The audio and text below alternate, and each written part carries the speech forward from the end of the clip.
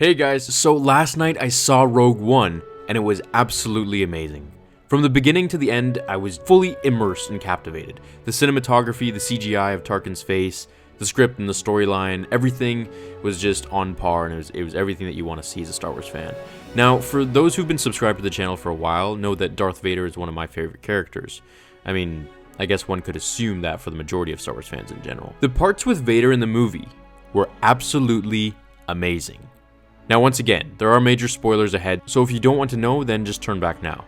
But if you're one of those who needs to know it all before you see it, or you've seen it already, then enjoy what I'm about to say. Vader has two main scenes that stood out the most in this film.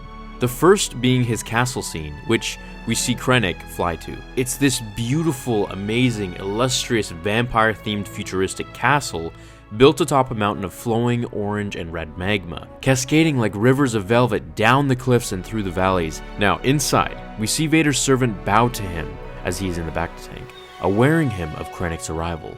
And this character who bowed to him is unknown to me. However, maybe some of you know who he is, or maybe he's just a random servant. The camera pans 180 degrees to the back as the back-to-tank screen begins to lower, revealing a limbless Hayden Christensen. Now, we see everything but his face, and he was suspended in the tank with what looked like some sort of harness or chain apparatus. The scene then moves to a massive door opening vertically from the ground up as Vader emerges through the mist and the fog to meet Krennic. Their conversation ends shortly, however not without Krennic asking if he's still in charge as Vader walks away. This was where the movie went silent, and we see Krennic suffering from a shortness of breath, then what seemed to be a closed esophagus as he collapses on the floor, looking at Vader's back. As Vader turns around with the sun shining on him, we see his right hand in the iconic Force choke position, two fingers invisibly choking Krennic through the air as he replied with a smart quip and left. We don't see him again until the literal end of the movie. Now, this scene that I'm about to explain, this is the scene that made the movie a 10 out of 10 for me. Vader's scene at the end is everything we have been waiting to see. It was absolutely unreal. I found my mouth agape at the end because it was just that freaking cool. I wish I could go back and watch that scene over and over again, which I will do when it comes out on disc.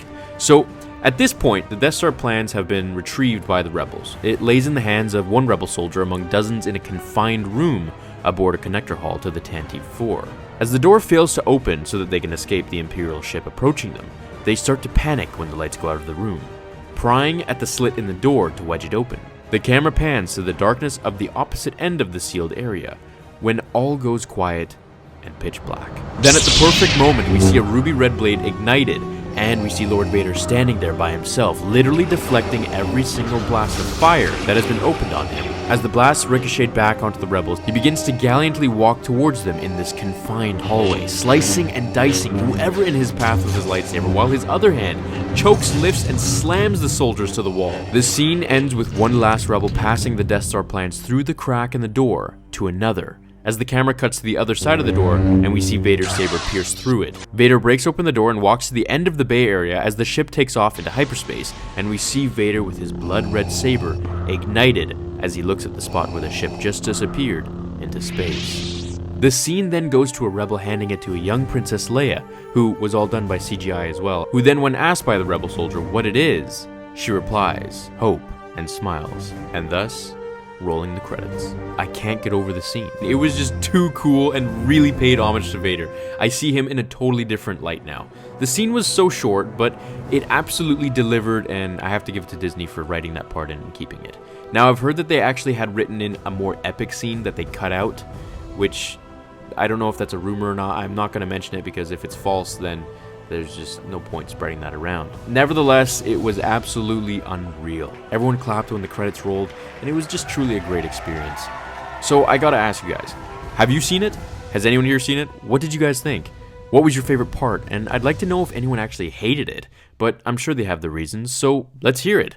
Comment below, hit the like button as you always do, and you know what? I'm going to take a minute and just say thank you to all of you guys for being so awesome and supportive. The channel is literally 4 months old now. We're just a few days away from that. And without you, none of this would be possible. So thank you all so much for the support and the messages and everything you guys do. It really is a great feeling to see something that you love and something you put so much time and energy into really be received in the way that you hope it would. I will see you all in tomorrow's episode of Star Wars Theory, my fellow Jedi and Sith friends. But until then, remember, the Force will be with you, always. Now, fulfill your destiny.